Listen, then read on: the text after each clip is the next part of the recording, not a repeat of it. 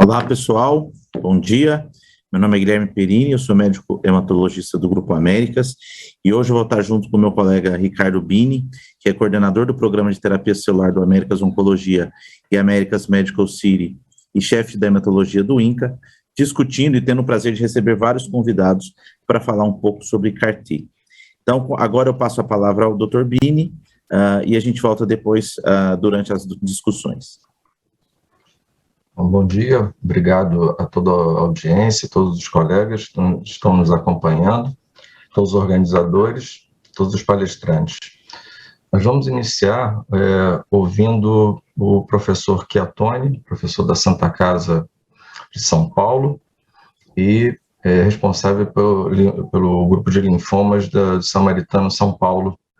Professor Chiattoni, o espaço é seu. Bem, bom dia a todos. Eu agradeço os organizadores pelo convite, agradeço ao Perini e ao Bini pela introdução. Me cabe falar sobre terapia com células geneticamente modificadas para os linfomas não Hodgkin. Eu tenho um tempo curto para falar, de sorte que eu estou fazendo o possível aqui para colocar um pouco o cenário dessa terapia e, particularmente, o cenário das necessidades médicas não atendidas nos linfomas, particularmente no linfoma difuso de grandes células B, para propiciar um pouco a nossa discussão mais à frente. Eu não tenho conflito de interesse para essa apresentação. Esse é um fluxograma muito conhecido de todos, muito claro, a gente sabe muito bem o que fazer até determinado ponto. No entanto, embora claro e praticamente de consenso, ele é muito decepcionante no sentido de que nós estamos há pelo menos 2 décadas sem conseguir ir para frente na melhoria do resultado desse planejamento terapêutico. Então, discutindo em relação ao tratamento primário, o velho, bom e não muito razoável R-CHOP continua sendo o tratamento estándar.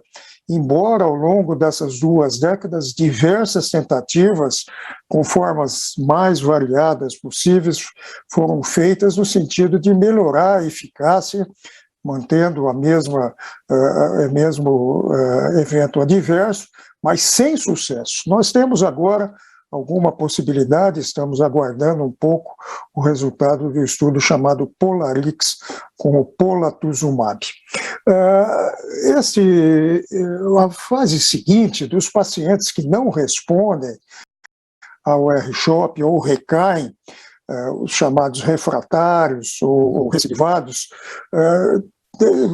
desde um estudo chamado PARMA, em 1995, se concluiu que que um tratamento de salvamento, ou seja, com uma poliquimioterapia baseada em platina, mais intensivo do que o inicial R-CHOP, consolidado com o transplante conceito até hoje, embora esse estudo seja de 1995. No entanto, o que a gente vê aqui nesse fluxo é que nós temos, no final das contas, contando todos os doentes que você faz diagnóstico e começam a ser tratados com o R-CHOP, nós temos em torno de 30% de pacientes que não se beneficiam dessa linha de sucessivos tratamentos no linfoma difuso de grandes células B.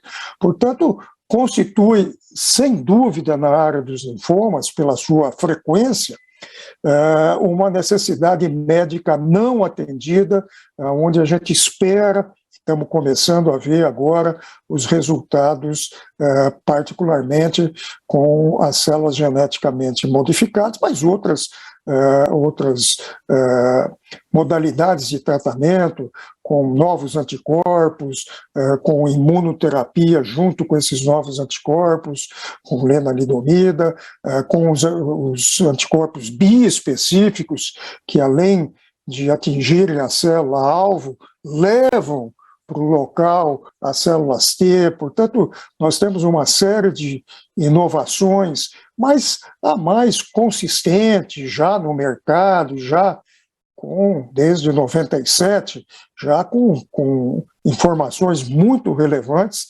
nós temos o CAR-T, a terapia com células CAR-T.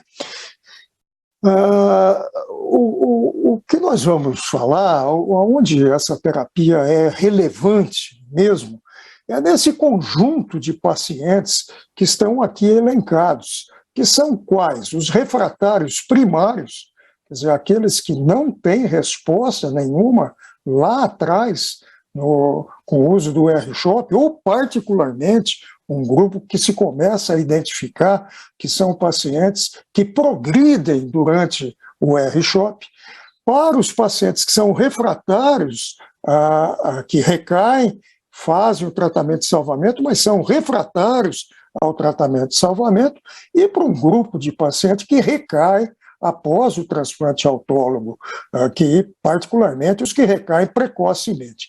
Este conjunto, e é aqui que é importante a ação e já os resultados com essa nova modalidade de tratamento, esse conjunto de pacientes tem um péssimo prognóstico, tem uma taxa de resposta global de 26% e uma sobrevida global de meio ano. Portanto, é nesses pacientes que nós vamos ver o que nós temos de novidade, e nós vamos nos ater às novidades relacionadas ao CAR-T. Como vocês sabem, nós temos 3 construtos comerciais que estão aqui elencados, e vocês vejam, comparando com esses dados que eu disse anteriormente, vocês têm temos uma taxa de resposta que nós tínhamos lá com tratamento convencional de 25%, 26%, aqui uma taxa de resposta que atinge a mais de 70%, com respostas completas, consistentes, ao redor de 50%. E com uma manutenção dessa resposta, o tempo não é longo ainda, como nos tratamentos anteriores, mas a gente já começa a vislumbrar um tratamento já de um follow-up bastante razoável, com uma manutenção dessa resposta. Aqui estão os 3 estudos pivotais elencados aqui em relação a esses 3 construtos, e eu pus aqui um ao lado do outro, eles não são exatamente comparáveis, porque as populações não são exatamente iguais, mas eu pus aqui para mostrar para vocês essas curvas de sobrevida, e vocês vejam que elas são sustentáveis. Você tem lá um número pouco mais ou menos 50%, que se sustentam ao longo do tempo. Esse é um dado muitíssimo importante. Essa aqui é uma comparação muito interessante. Ela é uma comparação histórica, não é? O estudo mais relevante sobre esse grupo de pacientes de mau prognóstico, recidivados e particularmente os refratários, eles foram elencados pelo professor Christian Gisselbrecht num estudo baseado em dois trials grandes acadêmicos, o Scholar Study, que é o estudo mais importante para a caracterização desses pacientes chamados refratários. E aqui é onde a gente tem uma necessidade médica, como eu já disse, absolutamente não atendida. Essa comparação, embora histórica, vocês vejam que os dados trazidos pelo professor Gisselbrecht, daqueles 2 grandes estudos, mostrando a evolução dos pacientes refratários, vocês vejam a comparação, por exemplo, com o estudo ZUMA-1, com um desses construtos já no mercado, e vocês vejam que há embora histórico, claro, mas há uma redução do risco de morte de 73%. Portanto, é realmente espantoso que a gente tenha esse resultado num conjunto de pacientes com esse péssimo prognóstico, como eu elenquei anteriormente. Bem, vocês todos sabem que uma coisa é o estudo clínico e outra coisa é quando o estudo clínico vai para a vida real. A regra é que, por diversos motivos, que não cabe aqui discutir, a regra é que quando o estudo clínico vai para a vida real, com menos rigor na seleção, com menos rigor que o estudo clínico tem propriamente, as coisas na vida real costumam não ir tão bem quanto nos estudos pivotais. Aqui nós estamos vendo uma coisa, eu diria, do meu conhecimento, inédita. Esse levantamento feito pelo professor Marcelo Pasquini, com dados de registro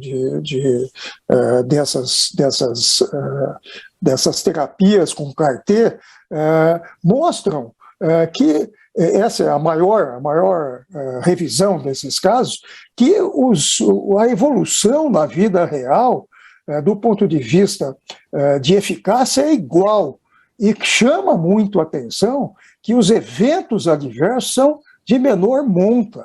Há uma série de explicações para isso, provavelmente já com o tempo, as pessoas, os centros já capacitados a entender, particularmente as duas manifestações adversas mais frequentes e características desse tratamento, que é a lise celular e a neuropatia imunológica, toxicidade neurológica, o melhor manuseio desses pacientes fazem com que esses eventos sejam de menor frequência e com menor desfecho. É muito interessante, e eu acho esse diapositivo muito relevante, a gente observar alguns subgrupos como estão aqui elencados. Por exemplo, o chamado linfoma de grandes células de alto grau, ou duplo ou triplo hit, e vocês vejam que a taxa de resposta nesses pacientes altamente resistentes é alta, em torno de 70%, em torno de 40% de resposta completa. E mais, nos pacientes acima de 65 anos, vocês vejam que as complicações são de uma frequência de em torno de 5%. Portanto, esses dois pontos eu acho muito importante salientar nessa modalidade de tratamento.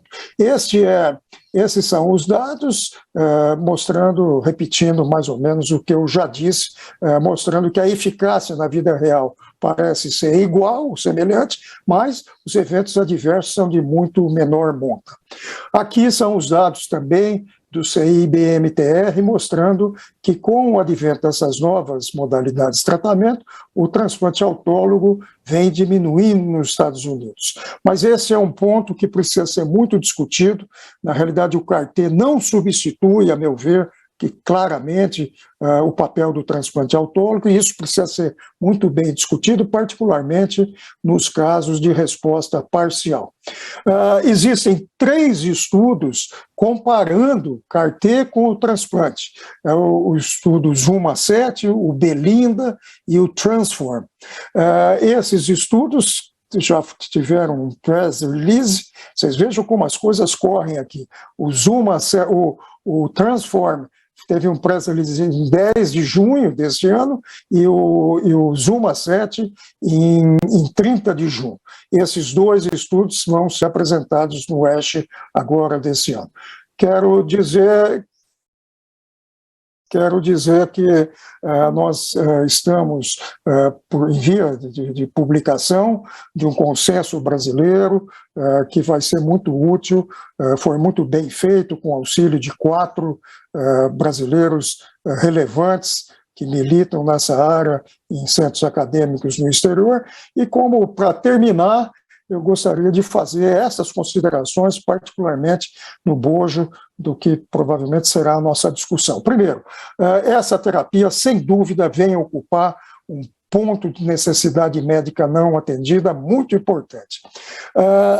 O outro dado é que, na realidade, nós vamos ter que aprender mais ainda a fazer o contato do oncohematologista que vai referir o paciente com a equipe de transplante, para ver, primeiro, para podermos ter a efetividade da coleta dos linfócitos desses pacientes, mas saber o momento correto de encaminhar esses pacientes. E o momento correto é uma coisa que fica entre a melhor resposta, mas a preservação do performance desse paciente. Como eu já disse, essa comparação com o transplante é muito importante, alguns estudos nós vamos ter agora de pronto. Se é hora ainda ou não de trazer essa modalidade de tratamento para linhas mais precoces, a gente não sabe. É muito importante também comparar essa modalidade de tratamento com outras novas, como os BiTEs, e, sem dúvida, uma coisa absolutamente necessária, a discussão de custo, como é que vão ser financiados esses pacientes. Só que eram essas as considerações que eu gostaria de fazer e aguardo para que a gente possa continuar na discussão. Muito obrigado pela atenção de vocês. Muito obrigado, doutor Chiattoni. Excelente apresentação.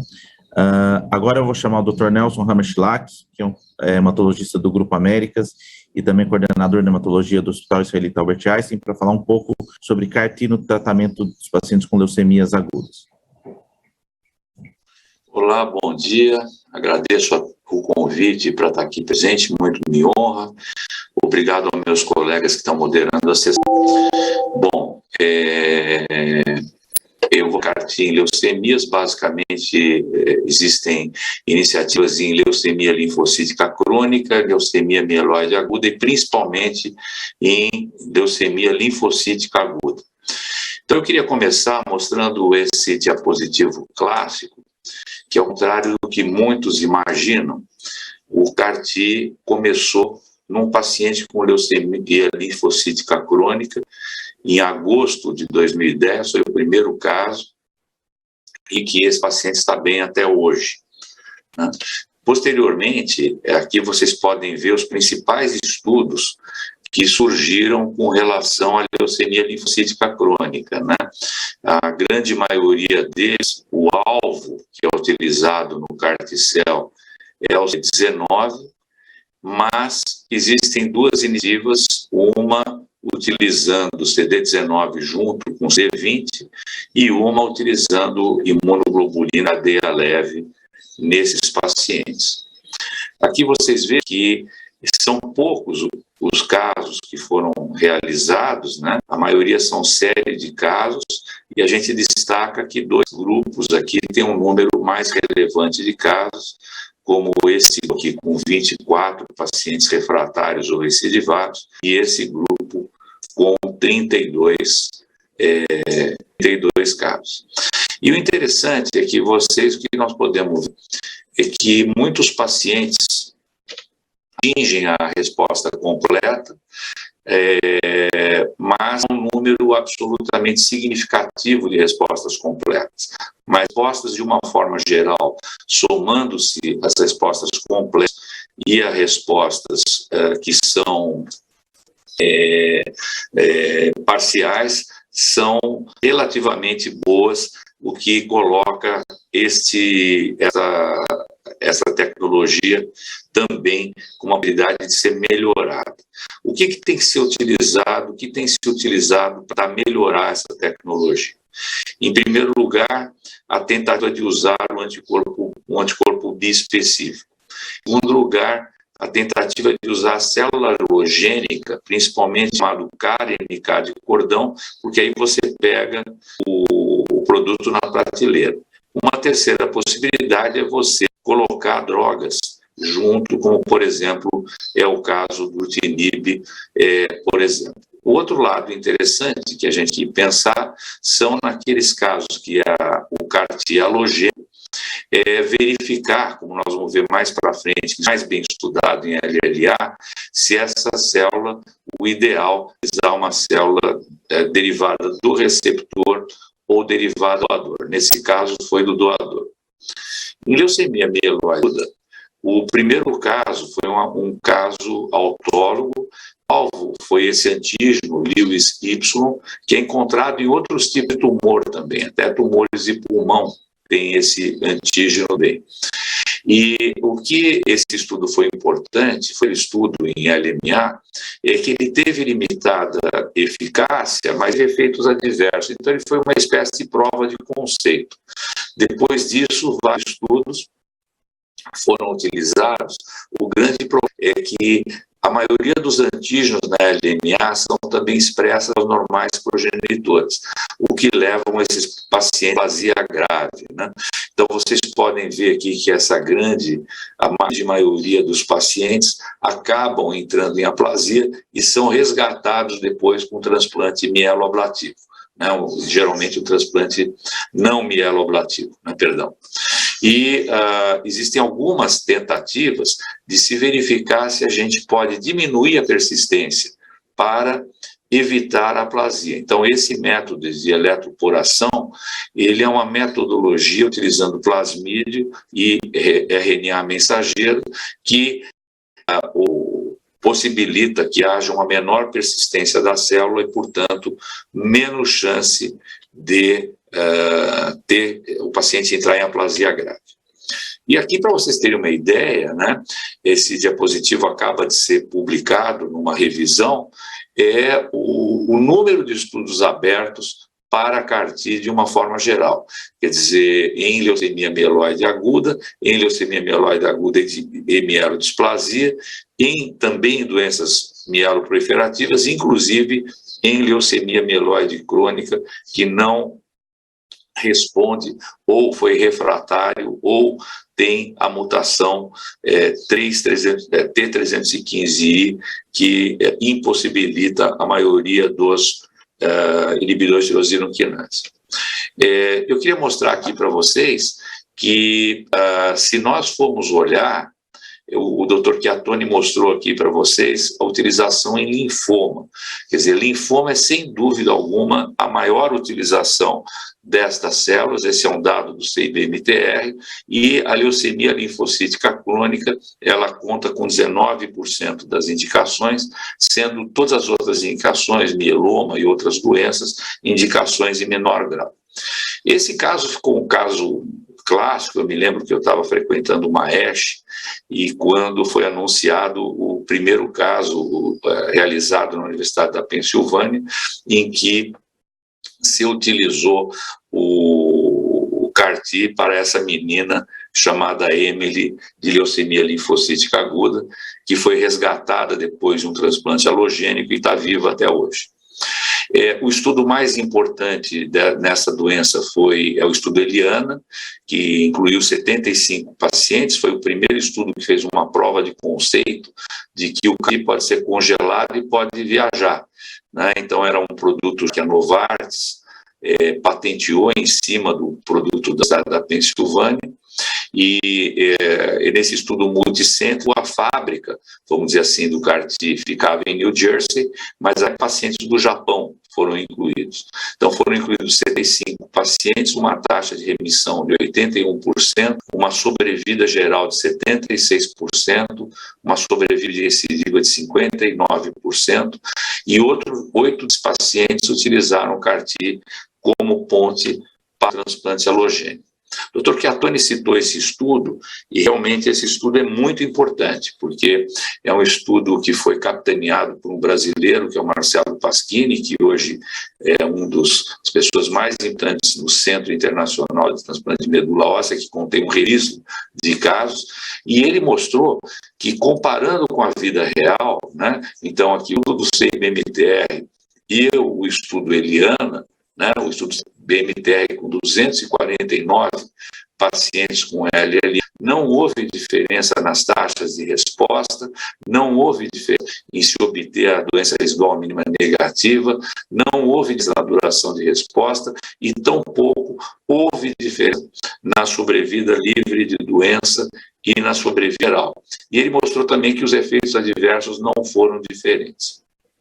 Recentemente foi publicada, aliás, ainda não foi publicada essa revisão, isso aqui está ainda em um trabalho submetido que deve sair recentemente, logo, que é uma experiência de CAR-T para leucemia linfoblástica aguda, aqui estando aquele esquema que todos conhecem, da aférese, se você precisa ou não fazer algum tratamento prévio, a linfodepressão que você faz como se fosse um condicionamento, a expansão da célula, a resposta e depois o manuseio da toxicidade, eventualmente o uso de uma consolidação com transplante alogênico. Esses são os vários estudos que existem em leucemia linfocítica aguda. Então, tem um estudo do NIH, esse estudo é interessante porque eles utilizam como alvo o CD22, né? E 70% dos pacientes tinham, 88% tinham falha do CD19. Então, vocês vão ver que existe um mecanismo de escape, mesmo nesses pacientes teve 70% de taxa de remissão. Aqui o grupo de Seattle, 45 pacientes, resposta completa em 93% a 100% deles, mas vocês veem que tem uma taxa de recidiva alta, né? 50% nesses pacientes, né? Então, 93% de taxa de remissão em adultos com LLA, o que é um número incrível, né? Agora, o interessante é que essas taxas de recidiva é que levam a gente a pensar se na LLA qual é o espaço ou não de se usar o transplante alogênico, e isso não está muito bem definido. Aqui o grupo do Memório, e vocês veem que aqui, olha, cerca de 40% dos pacientes receberam o transplante alogênico pós, né? E aqui vocês veem que esse grupo, que foi formado por casos do Memório, Dana-Farber e o Boston Children's Hospital, e que atendeu 25 pacientes, incluindo adultos e crianças, 83% deles seguiram para o transplante alogênico e, mesmo assim, uma taxa de recaída de 22%. E por que as pessoas perdem a resposta na LLA? Geralmente, ela perde por conta dela perde o epítopo-alvo, ou ela apresenta um escape do antígeno, é o caso do CD19. Então, por exemplo, no estudo Eliana, que é o estudo pivotal, vamos chamar assim, 15 de 22 pacientes que recidivaram foram por escape de antígeno.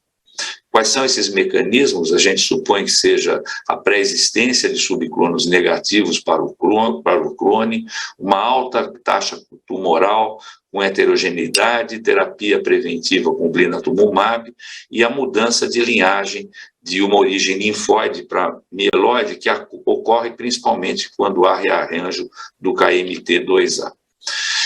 Dois assuntos interessantes é a utilização do CAR-T pré-transplante, né? Então é o que nós estamos discutindo nas leucemias. Isso não está muito bem definido essa utilização, mas muitos grupos têm utilizado o CAR-T como uma forma de chegar à doença residual mínima, tratar leucemias refratárias e fazer então esses pacientes poderem ir para um transplante alogênico. E, por outro lado, vocês têm os pacientes que têm o transplante primeiro, o CAR-T depois.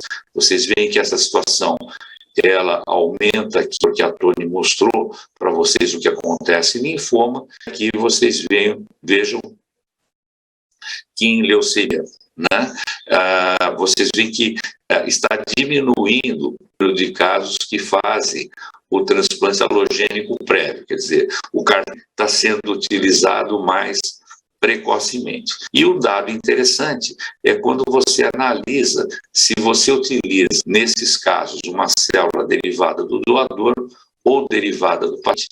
E o que a gente acaba observando é que parece que quando você usa a célula derivada do doador, você tem menos aguda e crônica do hospedeiro e você tem uma maior taxa de reação e de eficácia nisto, mas isso ainda é motivo de discussão se você deve, qual você deve utilizar, e nem sempre você tem essa opção do que você vai utilizar. E aqui vocês veem quais são os alvos que foram utilizados em todos esses pacientes. E aqui vocês veem que a maioria dos pacientes que obtiveram aqui, que foram comparados, 36 pacientes com transplante halogênico e aqueles não, esse grupo que é coordenado pelo Park no Memorial, ele mostrou que não houve diferença se você faz ou não faz o transplante antes na taxa de remissão, e tampouco houve diferença também nos efeitos de efeitos adversos como CRS e neurotoxicidade.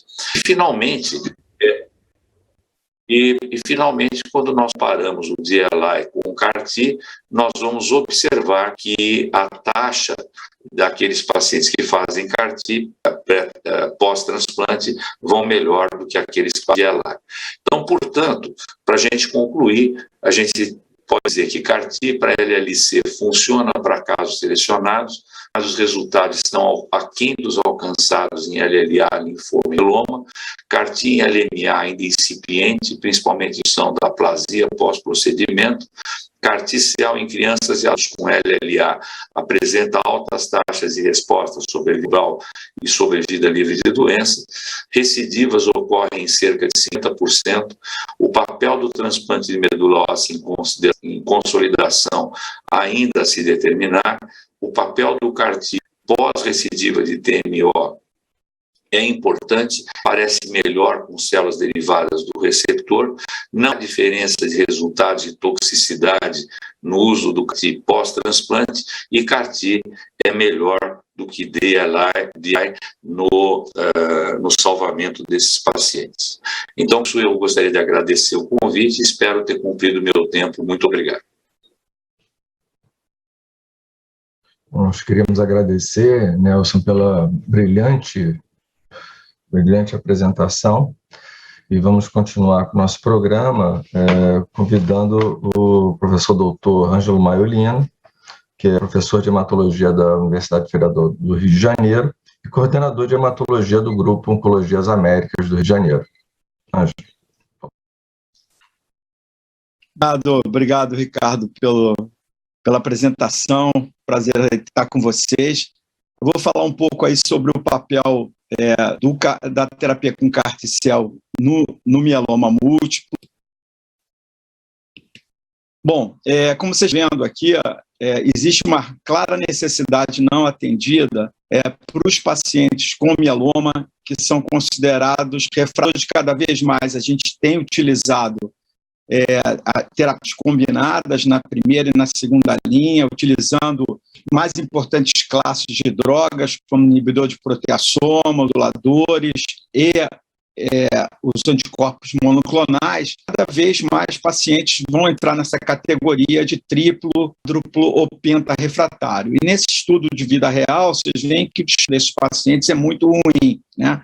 Então, assim, você tem aí um PFS de 0,4 meses e uma sobrevida global de 9,3, que é uma situação em que a gente vai precisar realmente, nas linhas provavelmente mais tratamentos inovadores.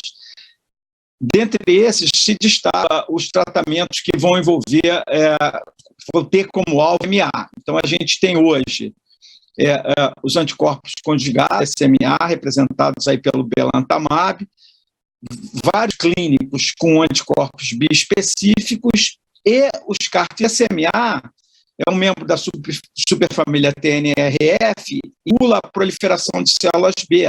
E ele é expresso na maioria, totalidade de plasmablastos e plasmócitos clonais. Então, ele é, sem dúvida, um excelente alvo para essa modalidade de terapia antimieloma, né?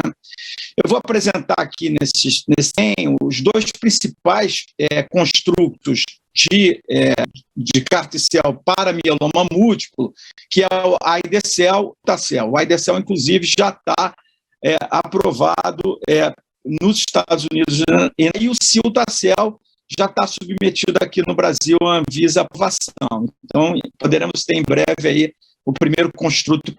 O AIDECEL, então, como eu falei, é um CAR-T-ANIA, ele foi testado nesse estudo de fase 2, o CARMA, né, com essa modalidade de ação, incluindo pacientes com 3 ou mais linhas de tratamento prévios, tá? Então, pacientes já previamente usar 3 linhas de tratamento, incluindo imunomodulador, inibidor de proteasoma e anti-CD38, e ele tinha que ser refratário pelo menos na linha final, né? Como vocês veem aqui, então, a maioria dos pacientes era refratário, era triplo refratário ou pentarefratário, né? Penta ou triplo refratário, e esses pacientes tinham uma doença realmente muito avançada. Houve aí um teste de dose do CAR-T, e a dose que apresentou uma melhor taxa de resposta foi essa de 450 vezes 10 a 6, com uma taxa de resposta de 81%, 39% de remissão completa ou remissão completa estrita, o que é realmente um dado que chamou muita atenção para esse grupo de pacientes politratado, né? Em relação na avaliação por subgrupo para a taxa de resposta global, a gente vê que todos os grupos tiveram um benefício, a dose teve um efeito importante, e mesmo para triplo, pentatário e com doença extramedular, a taxa de global foi bastante satisfatória, considerando particularmente 450 vezes 10 a 6. Claro que, em termos de sobrevida livre de progressão, a gente ainda tem aí um dado ainda preliminar, né? O follow-up ainda não é o suficientemente longo, mas como vocês veem aqui, que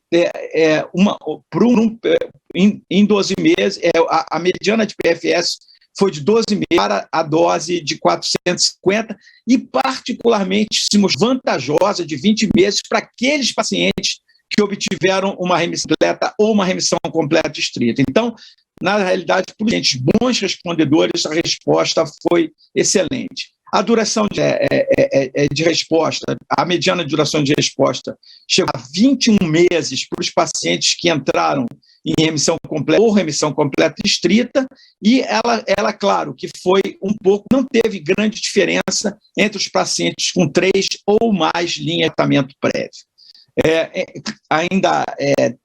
Foi feita a comparação com o estudo Mammoth, aquele que eu mostrei anteriormente, né, com uma comparação, claro, não controlada, o estudo Mammoth, estudo de grupo histórico, né, e vocês veem aqui, há sim uma vantagem clara para o AIDECEL quando comparado esse grupo histórico tratado com tratamentos convencionais, né, tanto em termos de sobrevida global, quanto em termos de sobrevida de progressão.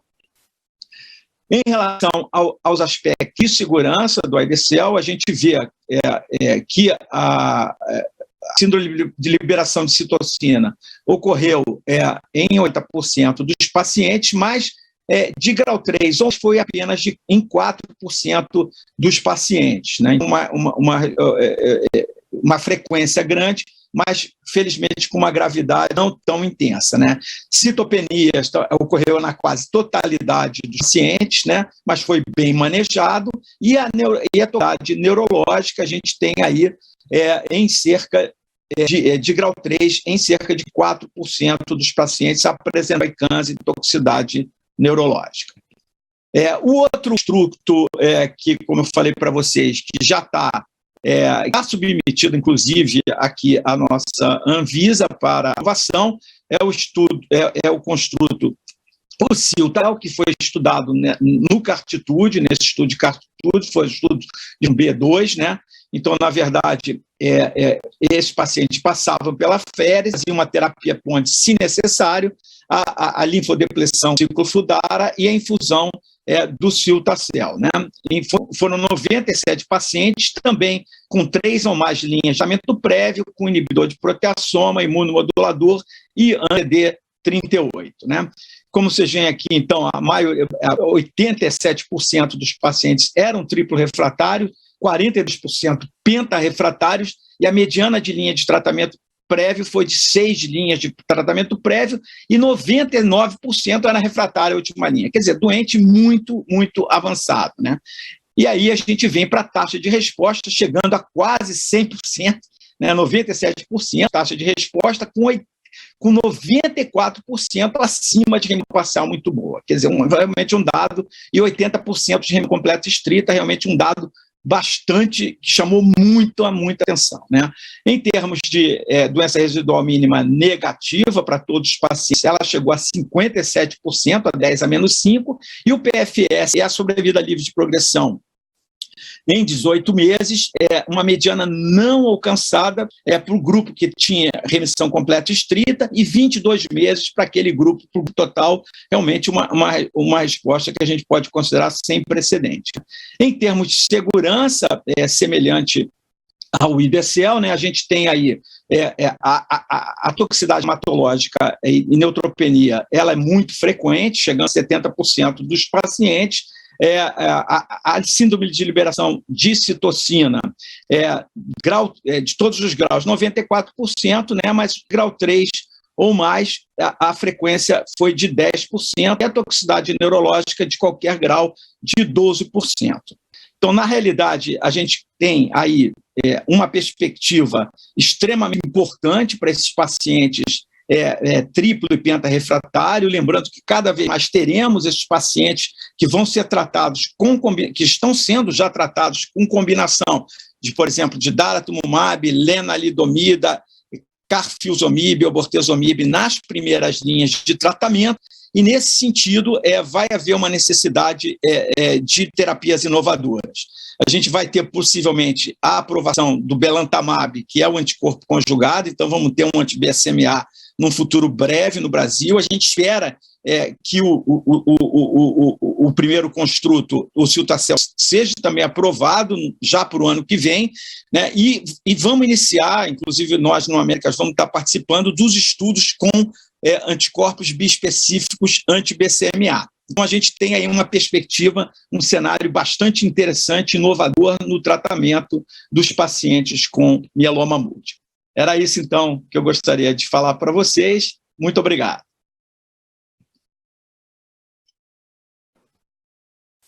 Obrigado, Ângelo. Excelente apresentação.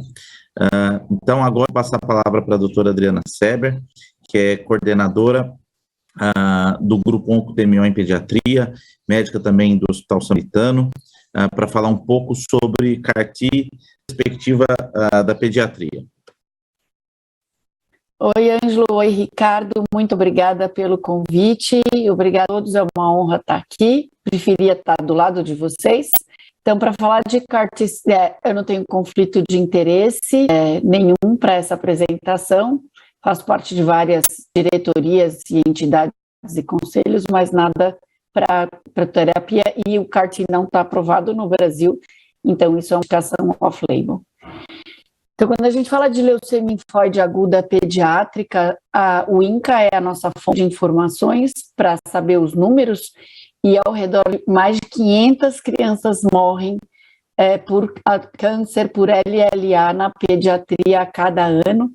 E embora a gente não pense, são 1 a 2 crianças morrendo por dia, todos os dias no Brasil, por leucemia linfóide aguda, que quando a gente pensa, imagina uma doença que é altamente curável. Quando a gente olha para trás, nos dados ainda do INCA, nos últimos 15 anos, não teve diferença, não teve nenhum impacto na redução de mortalidade associada à doença. Então, é uma coisa que preocupa muito a gente como oncopediatra. Nós sabemos que a cura do câncer, verdade, como o doutor Chiattoni falou, é principalmente no primeiro tratamento. Por isso a gente tem trabalhado muito na Sociedade Brasileira de Oncologia Pediátrica, no grupo de tratamento das leucemias na infância, no protocolo nacional, que já está na plataforma Brasil, para tratar a LLA da pediatria. A imunoterapia na LLA é um capítulo maravilhoso que está tendo no exterior, principalmente, um grande impacto no tratamento dessas crianças. E o que a gente tem na prática clínica, principalmente se a resposta é insatisfatória, a quimioterapia, é o blinatumomab, que é o Engager CD3, CD19, o inotuzumab, o anti-CD22 com calitamicina, e os CAR T-cell direcionados na prática clínica ao CD19, embora tenha experimental ainda o anti-CD22 e o dual CAR, que tem 19 e 22.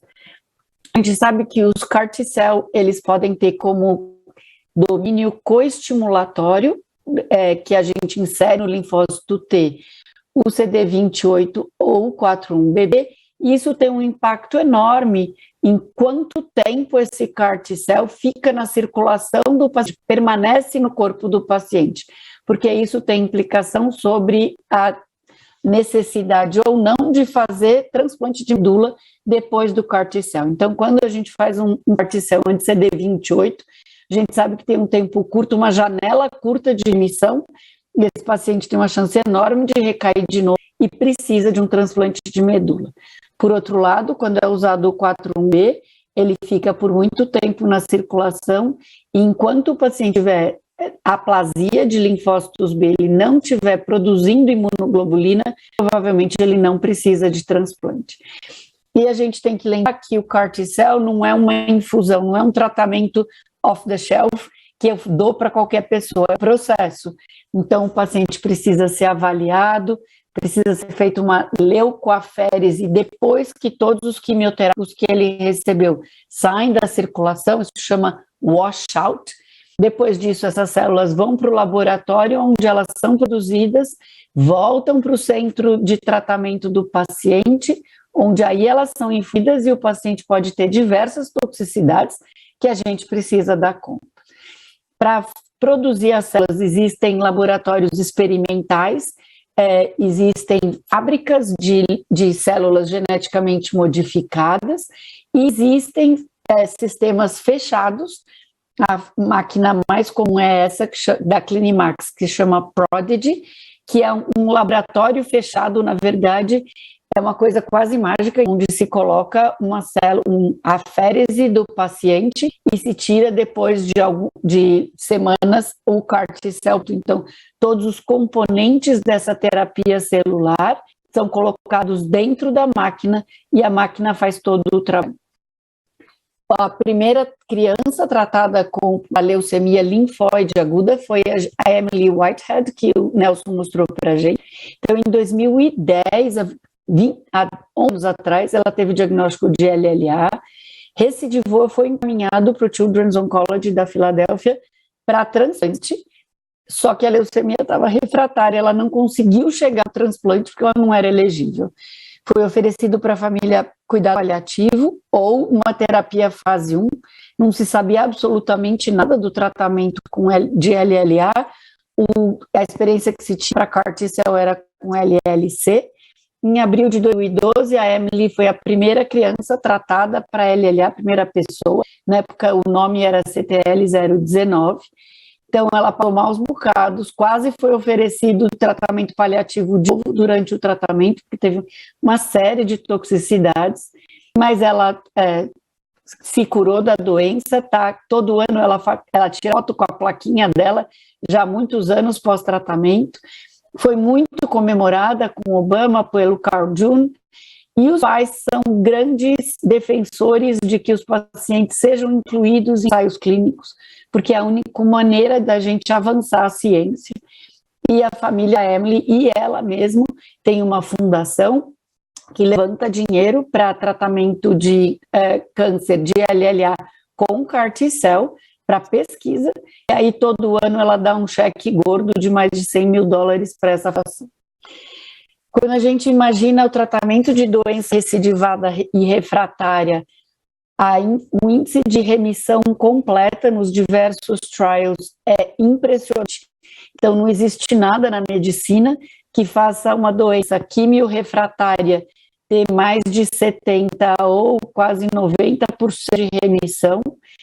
E chamou muito atenção ainda em 2015, um post do ASH, e que falava que essa terapia, que era o que foi oferecido para Emily, estava sendo comprada pela indústria farmacêutica e, ao invés de ser no setting de pesquisa clínica, seria um laboratório, a Novartis, uma fábrica de CAR-T-cell. Então, cada paciente é tratado com o CAR-T-cell e cada paciente, essas CAR-T-cells são encaradas como um medicamento.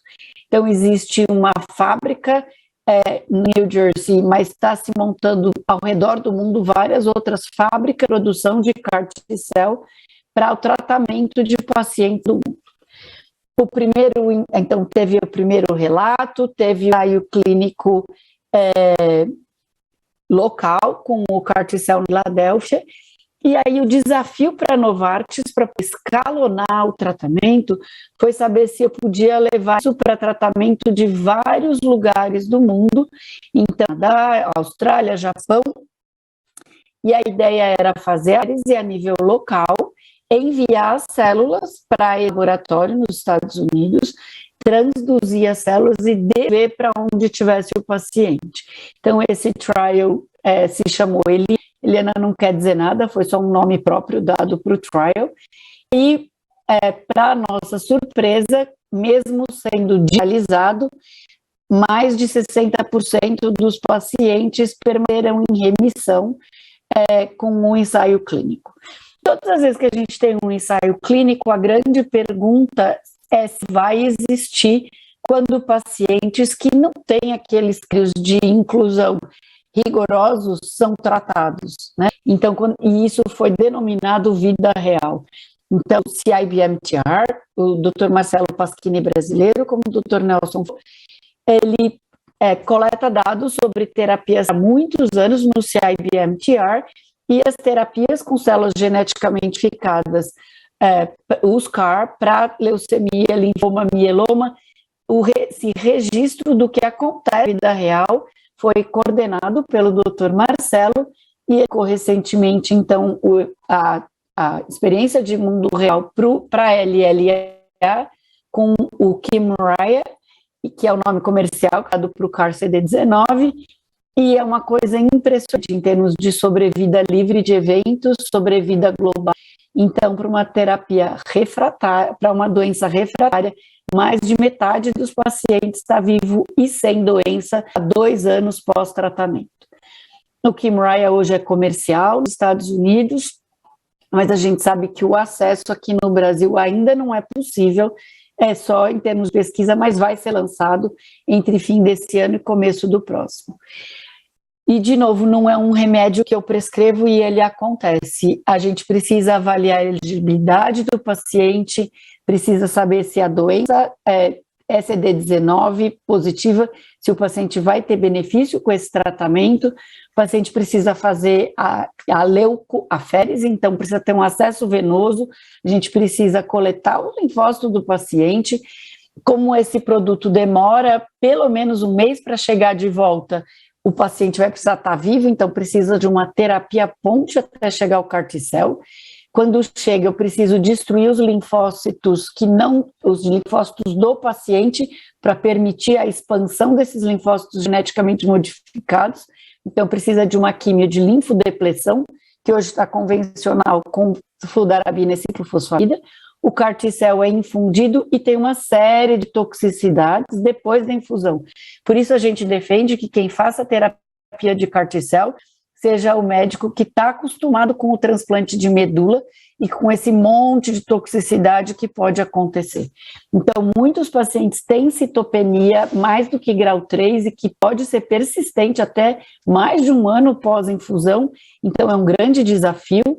Podem ter infecções não só bacterianas, fúngicas e como virais, pelos vírus que normalmente o não transplantador nem sequer procura nos pacientes, e pode existir a curto prazo a síndrome de liberação de citocina, o CRS, então é obrigatório que exista tocilizumab no centro para ser usado imediatamente, caso o paciente tenha a liberação de citocina, e pode ter os ICANS, a neurotoxicidade, que é muito chata, e que pode ser completamente reversível ou não, mas que aí o paciente precisa ser tratado com corticoide.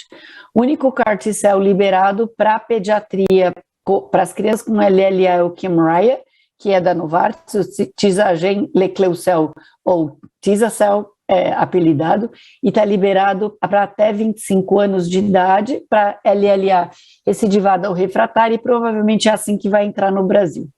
O custo é um desafio, então muitos $1.000 para quem usa no exterior.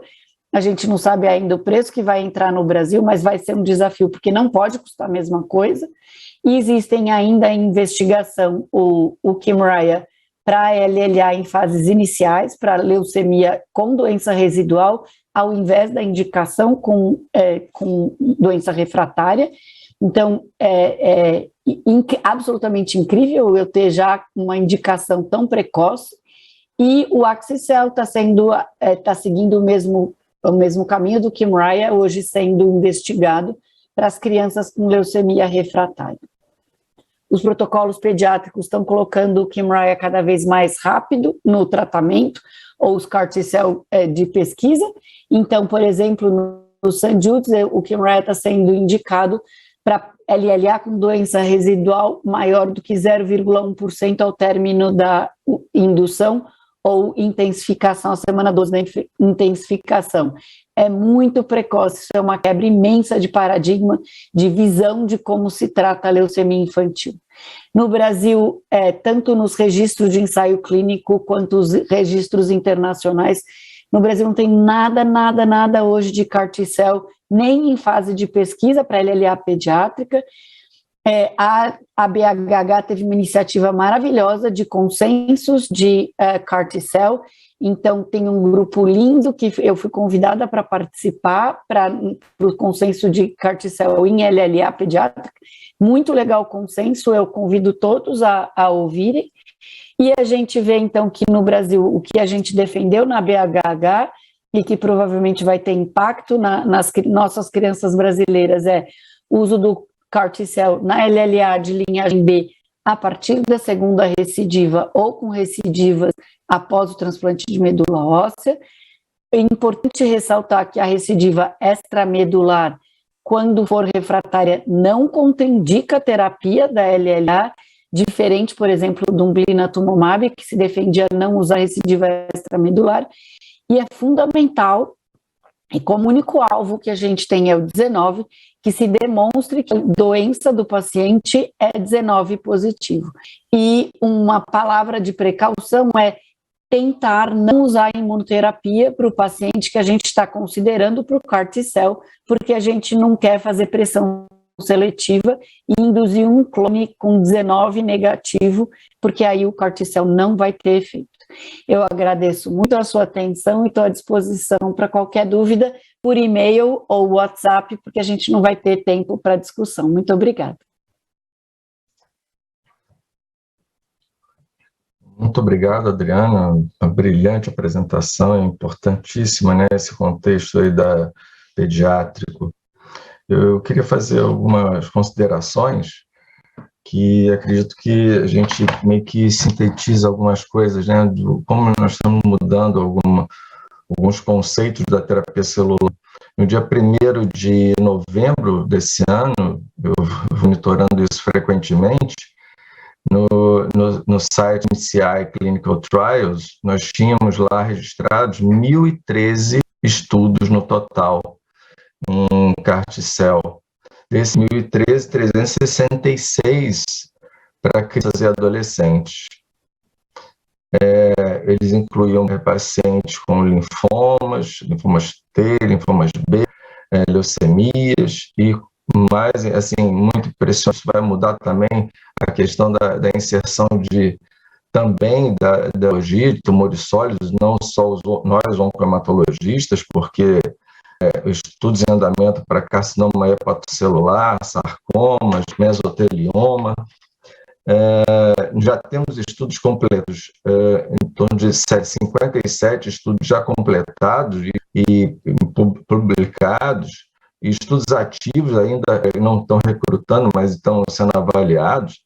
É importante em tumores do sistema nervoso central, estômago, carcinoma retroperitoneal, CA coloretal, câncer de pâncreas e mesmo até em doenças autoimunes e também para infecção pelo HIV. Isso é muito importante a gente ressaltar, que eu acho que nós estamos em evolução muito rápida. Esse futuro está chegando muito rápido.